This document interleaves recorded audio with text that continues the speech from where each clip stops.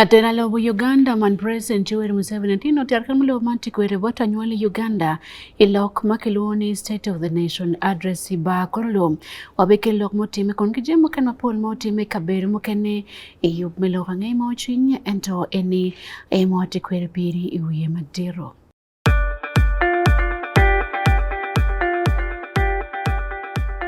At least the one thing for now we can all agree on is the soap to use. He likes that it's big and lasts long. Anti-economy. I like that it keeps my skin smooth. Ate alina echovu. And the children like that. It smells amazing. Everyone is happy. Movit soap comes in 4 fantastic flavors. Movit family soap is truly soap for the whole family. Movit. All day confidence.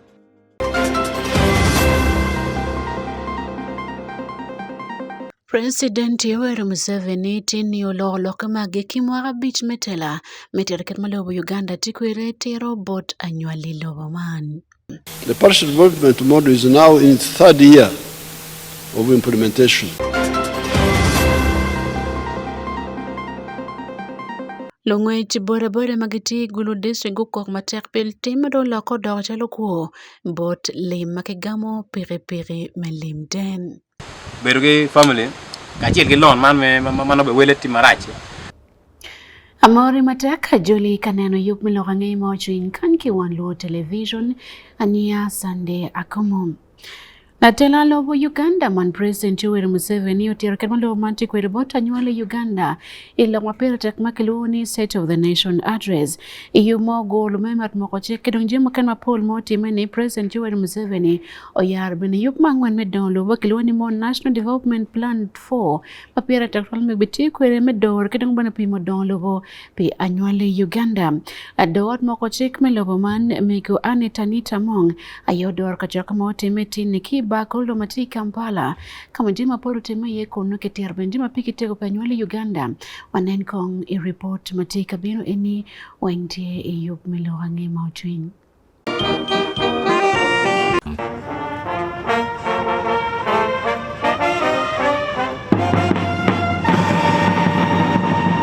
Egar matika lok bota nyole lobo man ne President Yoweri Museveni onya uloko jema piki tego atirni mamako lokom teki cha limpa lobo Uganda.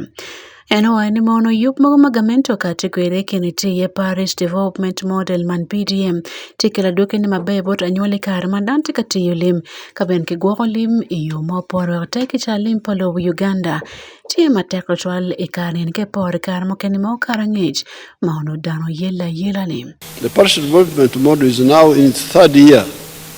of implementation. By the end of this financial year, in June 2025, shilling 3.3 trillion will have been provided to the parish development model. The government is currently providing shillings 100 million for each parish per year, per annum. During my up-country trips, I have interacted with some of the beneficiaries of the PDM funds who have used them to start enterprises in food crops, farming, goat keeping, piggery, beekeeping, etc. In Iksoro, some of the PDM beneficiaries earned between 16 to 20 million shillings from onions over a period of 2 years using the initial seed capital of just 1 million shillings. Expectancy in Uganda is now 63 years compared to 45 years in 1986. This means that Ugandans are now living longer. There has been a significant reduction in the percentage of households in subsistence agriculture. They are now 33%. And you hear that at the beginning they were 90%. You saw how they stopped this young person who blew herself up the other day because she wanted to go into where people are, but it was foiled. It was intercepted before, and she decided to blow herself up. Has experienced some reduction in fuel pump prices. We rejected the old mistake of a whole country like Uganda buying petroleum products from middlemen in Kenya. Can you imagine? So when I came to I said this will not happen. Why not buy from refiners? Don't you know where the refineries are? The stock of tarmac roads is now 6,199 kilometers compared to only 1,900 kilometers when the NRM took power in 1986. Of these 1,900 kilometers, only 114 kilometers were in fair condition. Ilokom dongo kidme choko mchoro pianyuel Uganda President Yoweri Museveni wani mono imwakali manyeni gen gitime choko trillion piera deku ya biro tona ngwen man shilling ma Uganda makibichoko ni woki mchoro mapajo piani mono itum paduma bichele mwakani kimero toki choko mono genti gwere obobero shilling trillion piera deku ya chele tone abungwen.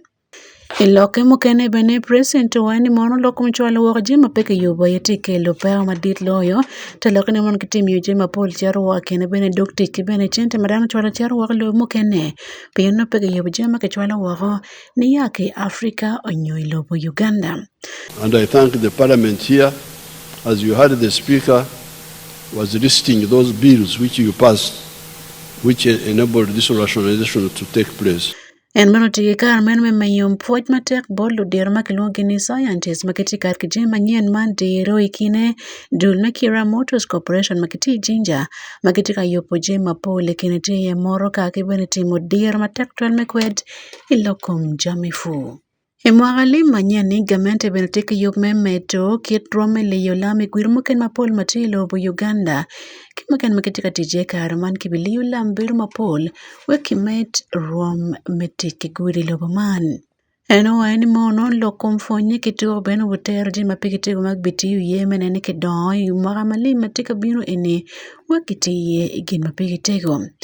Again, madong pire teklo yene kenma makapara bit matika bina nyim lobo Uganda omiyo do teke chali metiana pa obedong $1 billion bit amiero time kenma makapara bit ken weke nyama tek twal kero metiyo lim pa lobo Uganda. Applaud you all for positively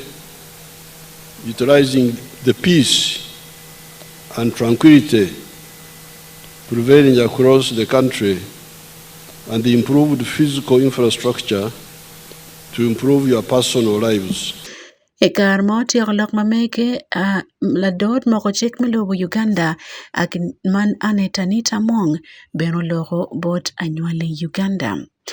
Mana yete gen makiti umeloro mwakalim ni eni kibene mechako mwakalim moken manyen panywale Uganda mabuchake iniro dwe achel medwe mi abiro imwaka alibario kepiario biabich kibichao mwakalim manyen man mwakalim alibario piru abich alibario piru bichel mateki biaklim mechiling trillion piara biru yario tone adek metimji mapol pi anywale Uganda.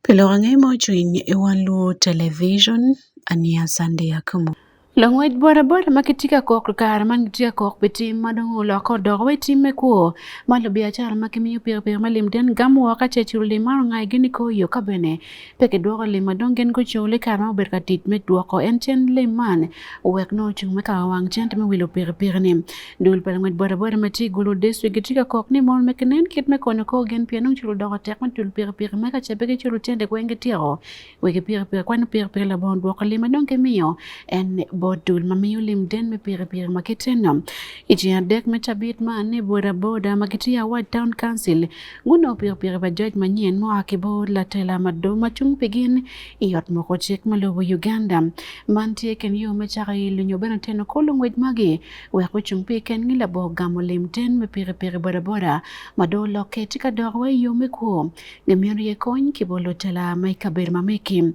kikuno Ismail Jacob Jones kelelok mau berdoge peyup melorange maujuin. Lungwet ki piri boda me gulu district getika yoka ki pero me kurukume at majala duki me kwanyo piri manogu gami den bot company mapat bagitika miu piri kom karaman man tika weko mon mapol gitika wako gitenyo chogge nge kwanyo piri meno piani dong pegitiki kera mo ken me chung ko ot game Dennis Udon mati wan kom palangwe ki piri boda boda me Gulu district wajani lumema pol kom kane odi gitika kat wako yunge kwanyo piri manok gugamo den beru ge family ka chiel ge lon man me mano be weleti marache no pa era monong to la dai tingi mare odu boda ma mon dong kumbe mon ka ke chingi duong actually kai ne no ngan ma actually boda this time no boda roma get girlfriends aye ne no ba no pe dongi pe gi mon a na ga get gi mon so pieces ma tawo be ma carpier bi duong dama dong no guru ni be monan di lok man ko lok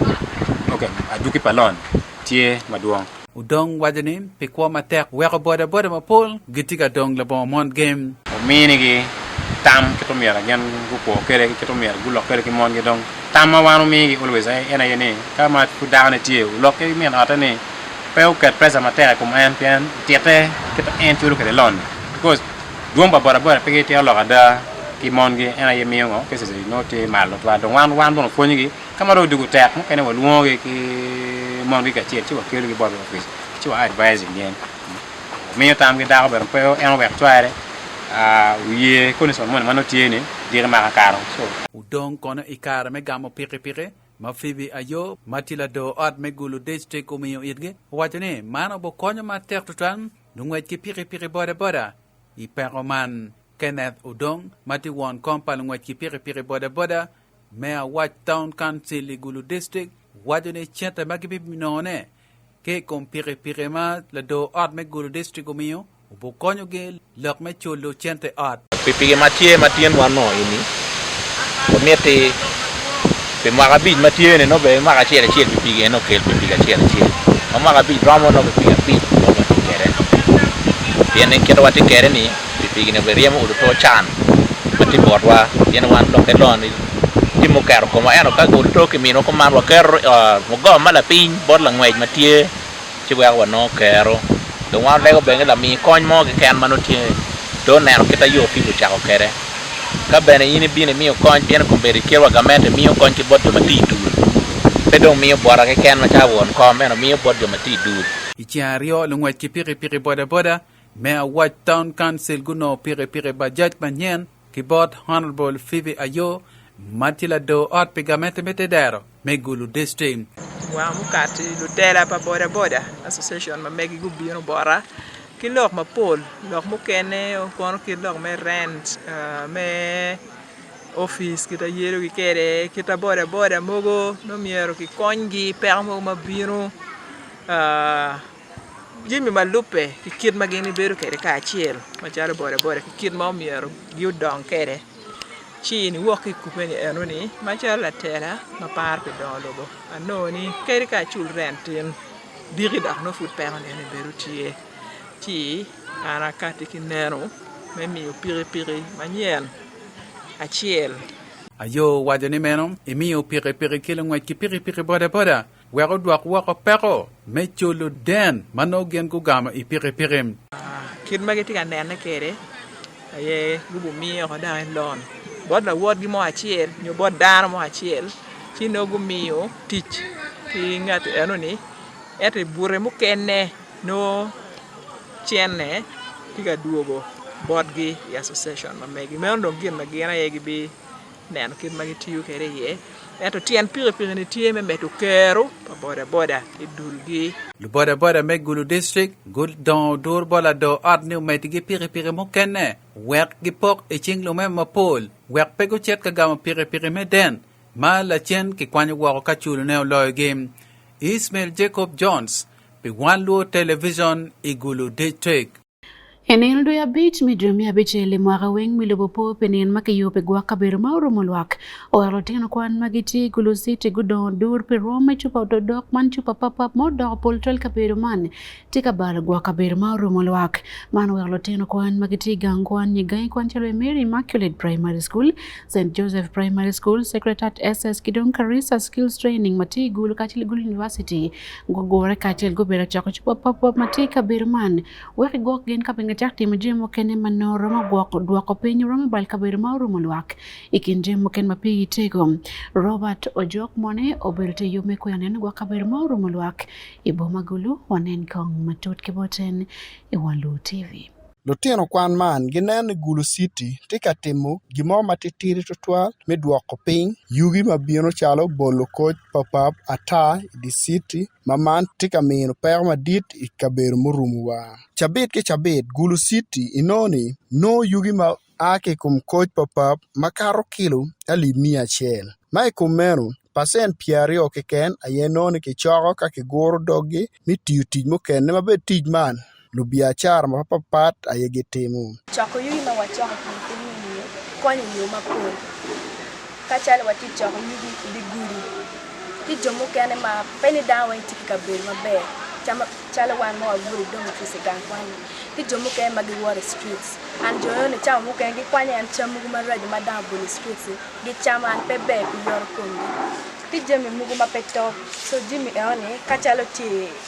rakete kama down for ye. Geo pi donye maka people donye no mo chamu kende beri pe wako champe check maber. Beka yuko environment. Jim mo beka temune ni mugwa kulogia. Chako yuko mbe. Jim mo ber mbe. Chikumbe chane.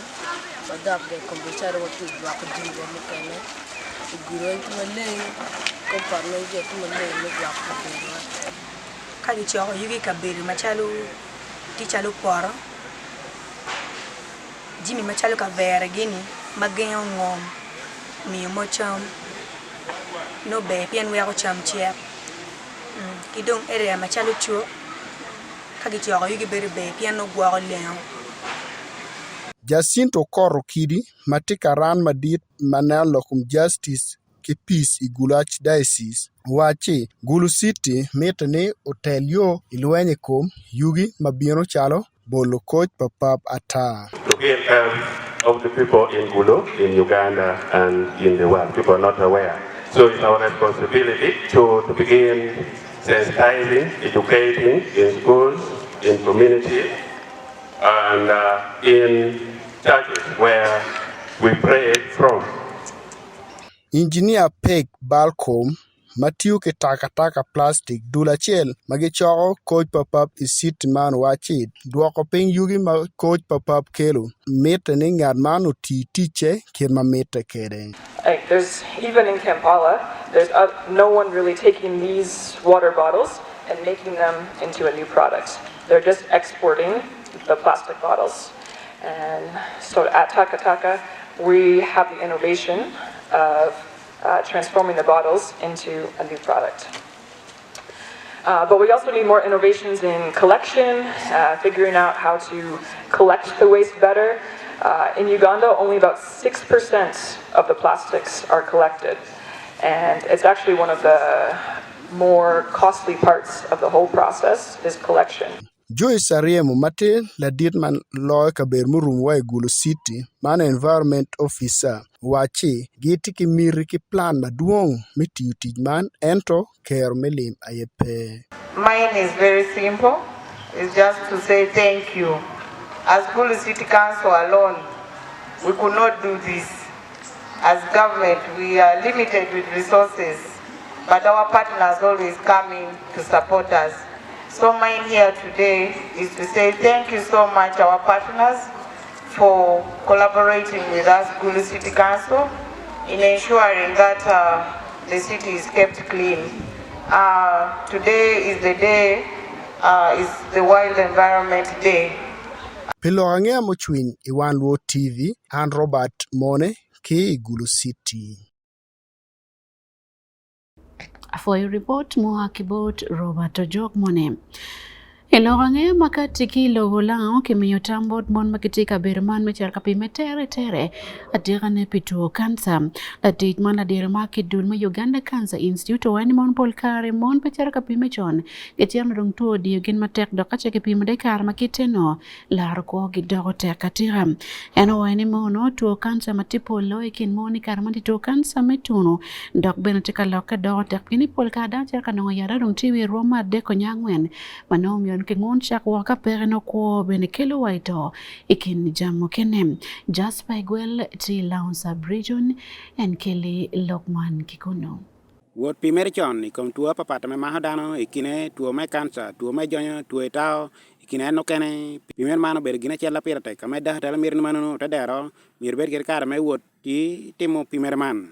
Richard ekwan na ber kono dah tala chela me tiu kere Cancer Institute i lokere kere Wan Luo television en kono ti rongo mio ber me mon ni ber ke kare me wore pimere me tuo kansa chon kansa me chak tie duong i Cancer Institute common en bedo kansa na mario adun ne ho jodo ngo alo dang jo tuo ye dang ngo alo jo ame bini Cancer Institute bino kede cancer me gi amedo to ti i stage ju yiro malo stage number 3 nyo angwen chao kene dando no ti atimo ngo ti ato ame wana do po kai tu ni Cancer Institute pe obalo chao me kede yate cancer komi pien yati yandang be yena tek ame kada ho medical komi ame gornien round ne kene ha so I want to timo o temo ko temo mi yu komi doka tek ba mi in yen na mo bedo chem me we kitim ngo I doka tek ha te chak do yat me cancer ko te ko nuo itie kere anyuta me ni jama me nyurni tia cha here tigi na me wano timo o ko me gengo cancer ni doko ngo cancer me dogi wura me geng yin tuo ye kere cancer me dogi wura so mi wan te ko ni monduch te ke da ha do nge cho mi ne no wor pimere ti cancer me dogot nyodo gi wura yunge mo hade te ke be do ka mo hade ame pe di te po checking cancer me dogi wura ni ron no cha ke to boro ko ngo dogi wura ni ame da do ka boro do haduwa pe do wangere cha beta mo karni kono ministry me yot kom bin ber kare me chwalo da dal me roma malo ma ya Cancer Institute Central Public Health Laboratory lera referral ya paj kana me joma gi te ber kare me o konyo te dero I kom pek me tuwa papat mon ma me kono ber kare me wot kuna ya pile mo konyo me yot kom ma menu tutor kuna ya ada kami pe ka wala sek koni no ti ya saka ti ya wure ti ya na kami do bin ado kwa ye kuta ko mateng na hakan yang ro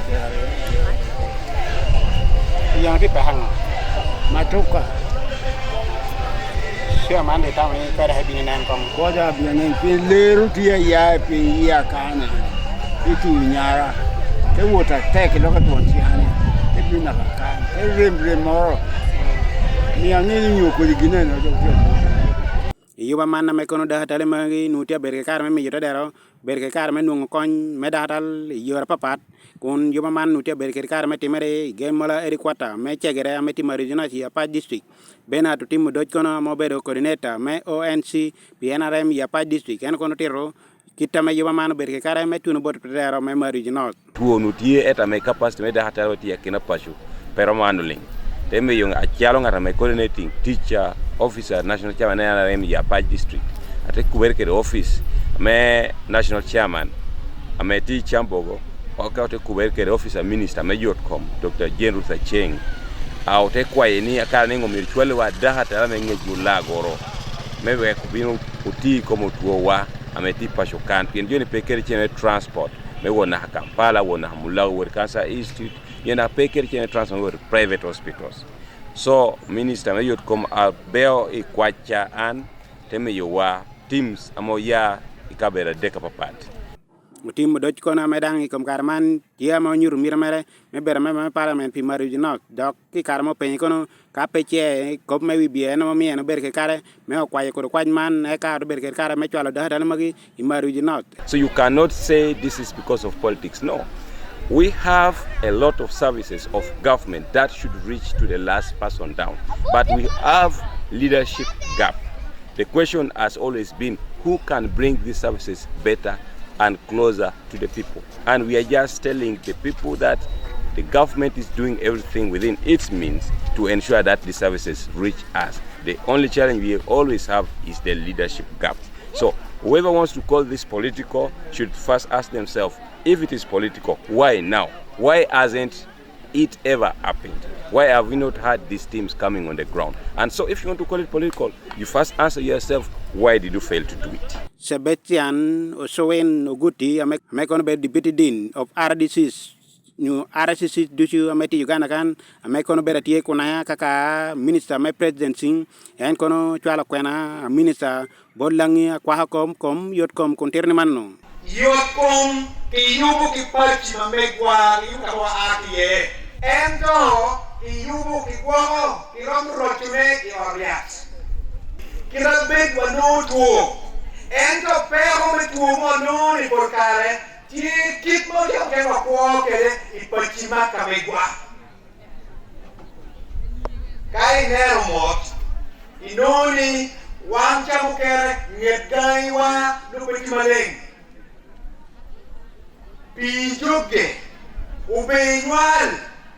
Kai utiri kamegwa ingenu malega ngo bol. Chamu kere pero no chingwa eni maleng. Ento wachamu kere kilu pero kwele ichwa kamegwa. Wan Luo television Judge Pagwell Iapach district. Dul Polofonye senior magiti gulu district imiti ot mogo chiko kongino kar kichek mabo konyo lokom chulo muchara palutit pagamente magiti lobo Uganda ko magiti lobo kongi lok mam president Yoweri Museveni okate kwere mwagali mo karjani ni nagwimere muchara pelofoni magenge fonyo ads madok man peti science ni ento loka pitika yomichin gen peli man po kati kongi mere polofoni wodi magifonyo science be mwagali bado pirwario ento chek ni yo watini fot pe ya te konyo gen magitika fonyo art ni geno logo Lokman Matut bot Ismail Jacob Jones Kigulu district Lufonye gai kwan chinya mai Gulu city ka chel Kigulu district gimeran lupirida miro kati ka konyo ge memini gi Lok Matut mamako lokom chik mamako kit me chululu tej lobo Uganda gitiki lufonye magifonyo arts makar aliba pawya bero Mia chel ki Pierre Bungwen via bichel dok bene mukene gifonyi gai kwan PTC gen Pierre Riwe dek me lobo Uganda kidong gai kwan chinya aliba chel Mia ngwen ki Pierre ngwen via riom akelo topista mati won kom pa Uganda Professional Humanity Teachers Union luo lo mema me parliament me kati ka konyo game Gamento binu chi wa warga dit mo luoni CBA collaborative bargaining agreement ame onu yugo mia ame poko me dichiene di dushu gamente o joke ne tegam pasente dio ko da hatale mo e jo mara ge mo mainstream jono biu no pasente ne do don category ne joke ne me di pasente biro e gumarach e mahatumia rio kere ya rio no COVID-19 te bere tie te bal economy ko me wilo valoro te bal economy ne Uganda te bal economy beru punye ame wan at da to ye kere kar jal kere jodu chu binu nuo pe honi yai kom lockdown ame COVID kere akelo wajoni menom gin giber ka winyu lega pagamente pikama laj Lok mamako lokom metu muchargi ento alaga mok petie on dong chak geni kero punye science kero punye ni ti dir kya me toal me economy wa bunyo dans le yor gin konyo to toal ke dans lobo via science and technology and ICT donc te ko chunya ni wan ko beri puri ka jone do ti ko jol ga bera me economy improving atene gin dong binu dong wa ada dong to timo ote me yawanan ko chene wa ginang ta me di wa chene ko balucha adwong minister loko ni enemy to ni wano de chunya na ya repair wa beach da wano to de chunya to ko na ya repair wa beach eta mana wuma yo beru ko de bur men ni budget wa do ko di budget me Kitong Chel Mike Olwoch Wycliffe Mati Regional Coordinator pe Komalame Uganda Wachitiki gan ma teknon ka chenen gamento mermuchara palofonye chinia tutwale man magifonyo artsi chi lutit pagamete mokene bene kibimete muchara game ne kake melo fon pa muchara palofonye senior ubiyo wangamente wero lutit ma pat rombelo fonye primary rombelo tiji district nye city council we ko bank mero charge pian currently government is sidelining the arts humanities. So our campaign is humanities mero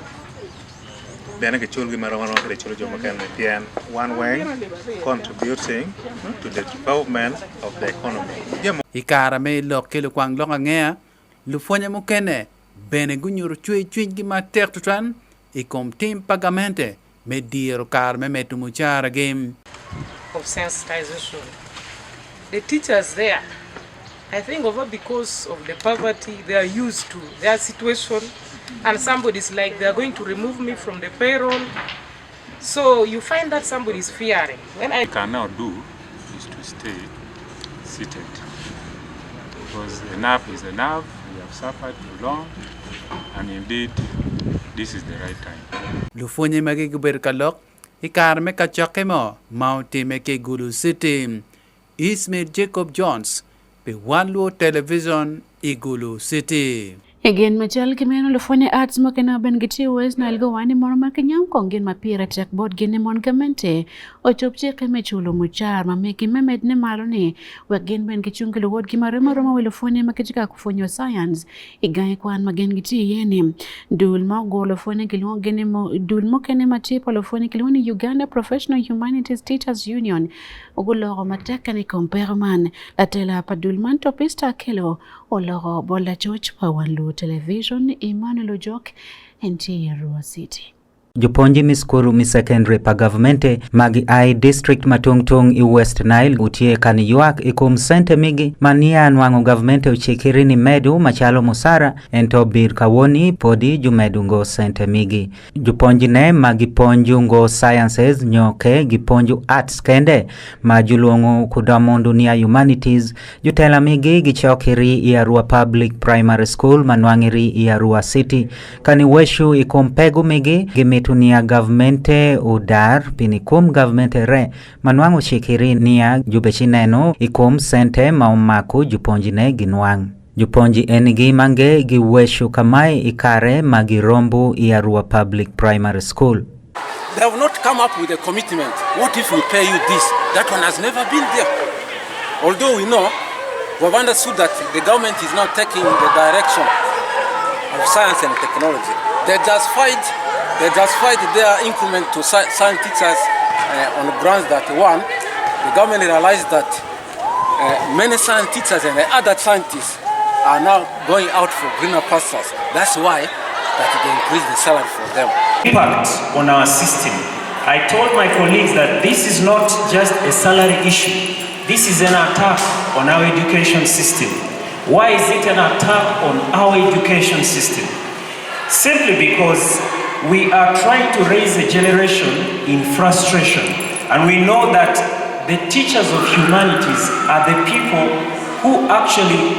deal more with the affective domain when it comes to nurturing learners. Moses Uchama mautie coordinator pa Juponji mi arts eni magitie Ipakwach district uwashunia umako governmente unenia yumedu musara migi i oru palima eni ikitema governmente nwango uchikiri kudu eweshu kamai ku Wan Luo Television. Mitu chul marom i tenge mi ponji kum Juponji wengi miungech man kwano karachelo eni gin madit ma wabe mito government timiwa.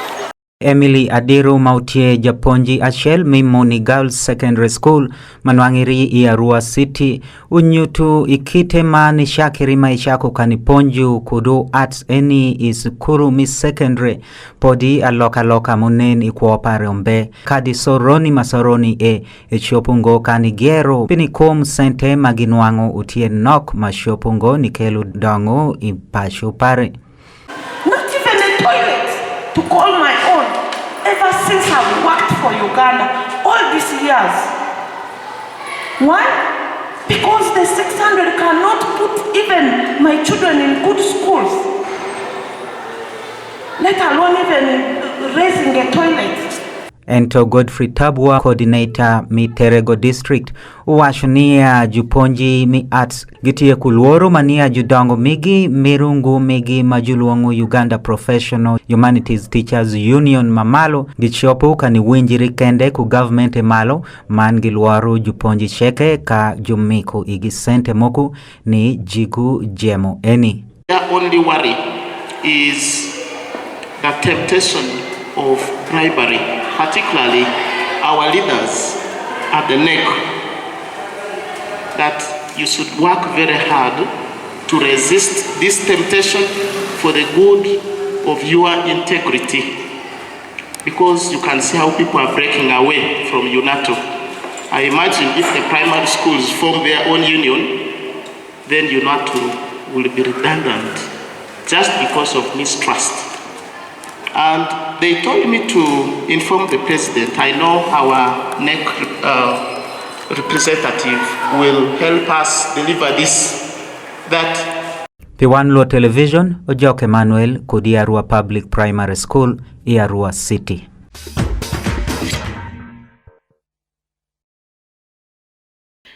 Hello, come to club madongo bun magiti gulu man gulu boxing club getika yob mejara jolo to mukeni maki Nairobi lobo Kenya man Kayole Rapids Boxing Club to magiti metongre nkubene dongo lo kom to bun ya ikomalo me lobo Uganda to man botimi ni rapara bongo en mejumia bira mwakan eni obotime ki gulu city ento wanen ngetu matut kibot David Magere.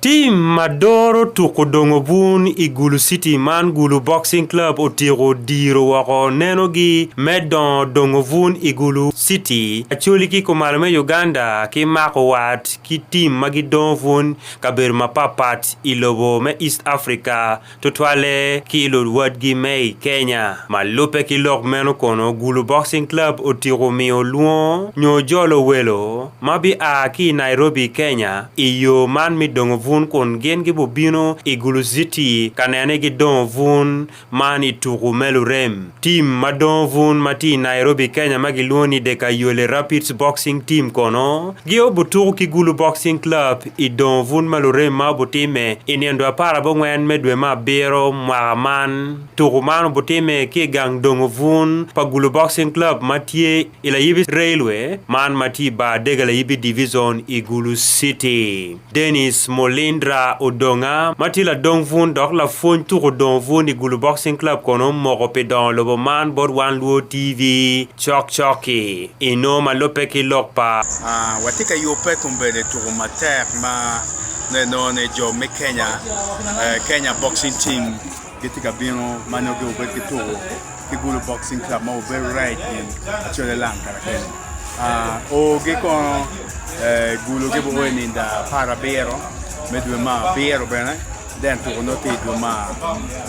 bero bene in da para moment so a foil rock match ni wa wanena wa mi wo support ke on team ni because ni bubel to ma pile we kara and keneno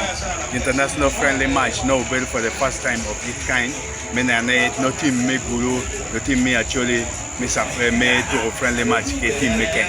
so and again ma don watch ni Molindra kono gen gi no luo no gi no lok ma aki board Kayole Rapids Boxing Team ma aki Nairobi pi mirgi meturu ki Gulu Boxing Club ituru melo rem ino bene kraida ujara mati won kom mati ka dor yup man pi luo turu don vun man kono o mogoni yob gi tika warani ma beada da ma dongin ma gi mera ye gi tiek timu ji mogo mai kum karman ka choketi ka warani ni chake la woro chi ario kon man bi wot para wang magirayo chente maromo pituru don vun man ino Molindra kono beno lego lwak bene meteno kwot kwetgi wek yob meno bed mamonya tutwal wek ka oninda para bongwen medwe mab nyen man dwe mabero no Gulu City obupong kono lo chak don vun mapol bibelu ketgi we jo kene chalo ke Ronald be wote yupe ke menane turbo Champion League pa Uganda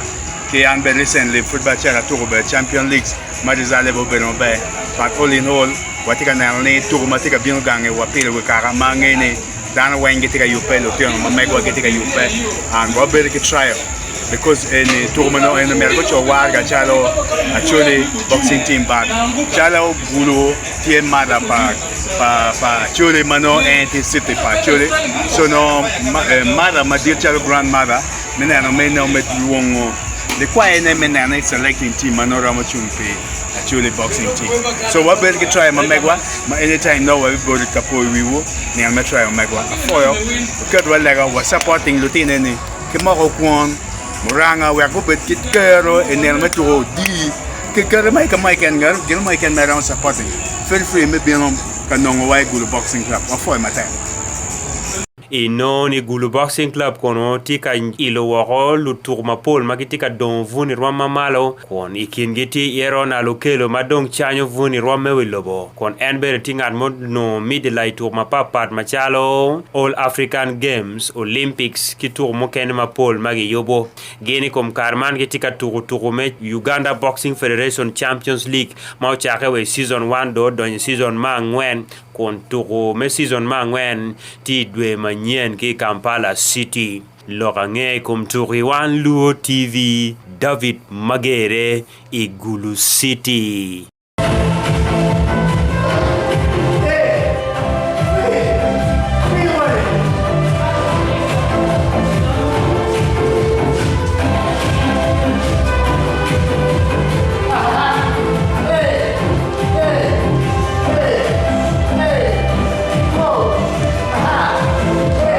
For editorial report, menake mukene weng moka tipe inti ne yup melo ngai mo chini o ya giki pa yup man anya Sunday Akumu mete kene no Wan Luo TV keken.